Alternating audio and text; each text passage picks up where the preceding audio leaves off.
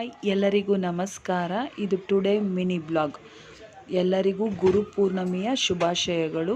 ಗುರುಗಳ ಆಶೀರ್ವಾದ ಸದಾ ಎಲ್ಲರ ಮೇಲೂ ಇರಲಿ. ನಾನು ಮನೆಯಲ್ಲಿ ಪೂಜೆ ಎಲ್ಲ ಮುಗಿಸಿ ಹೋಗೋಷ್ಟರಲ್ಲಿ ಸ್ವಲ್ಪ ಲೇಟ್ ಆಯಿತು. ನನ್ನ ತಂಗಿ ಫೋನ್ ಮಾಡ್ತಾನೆ ಇದ್ಲು, ಬೇಗ ಬಾ ಅಕ್ಕ ಅಂತ. ಅದಕ್ಕಿಂತ ಶ್ರೇಷ್ಠವಾದ್ದು ಗುರುಬಲ. ಆ ಬಲನೇ ನಮ್ಮ ಹತ್ರ ಇದೆ.